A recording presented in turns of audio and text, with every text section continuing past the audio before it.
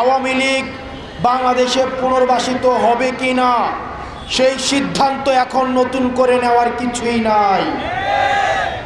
আওয়ামী লীগ বাংলাদেশের রাজনীতিতে পুনর্বাসিত হবে কি না সেটার চূড়ান্ত সিদ্ধান্ত হয়ে গিয়েছে 5ই আগস্ট। সুতরাং যারা আবার নতুন করে আওয়ামী রাজনীতির পুনর্লিখন করতে যাচ্ছেন, আপনাদেরকে বলতে চাই, নিশ্চিন্তে খান স্বাস্থ্যকর অল টাইম পান, অল টাইম হেলদি লাইফ। এই বাংলাদেশে আওয়ামী লীগের রাজনীতি পুনর্বাসিত হবে কিনা সেটা এখন প্রাসঙ্গিক আলাপ নয়, বরং আওয়ামী লীগের প্রত্যেকটা নেতাকর্মী ওয়ার্ড থেকে শুরু করে কেন্দ্র পর্যন্ত প্রত্যেকটা নেতাকর্মীকে তাদেরকে বিচারের আওতায় নিয়ে আসতে হবে।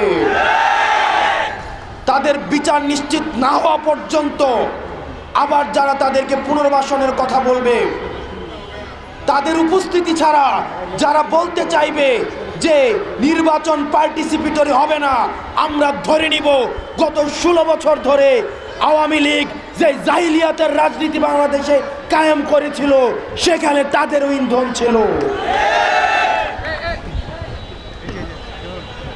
আজকে আমরা তরুণ প্রজন্ম, আমাদেরকে রাস্তায় নেমে আসতে হয়েছে, আমাদেরকে রক্ত দিতে হয়েছে, আমাদেরকে ভয়কে জয় করতে হয়েছে।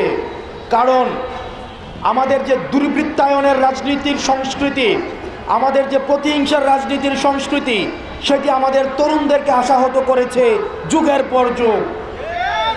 আমরা জনকল্যাণমূলক রাষ্ট্র করতে পারি নাই, আমরা রাষ্ট্রের মধ্যে নাগরিক হয়ে উঠতে পারি নাই।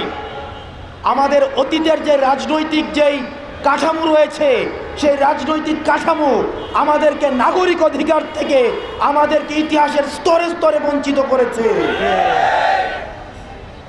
এই তরুণ প্রজন্ম বঞ্চিত হয়েছে।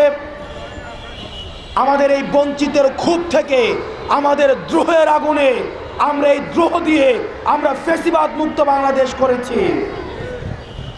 আমরা স্পষ্টভাবে বলতে চাই, আমাদের পরবর্তী বাংলাদেশ বিনির্মিত হবে আমাদের অতীতের যে রাজনীতি, আমাদের যে রাজনৈতিক যারা করেছে এত বছর ধরে, তাদের অভিজ্ঞতা এবং তরুণ প্রজন্মের যেই ভয়হীন যেই মনোভাব, দুইটার সংমিশ্রণে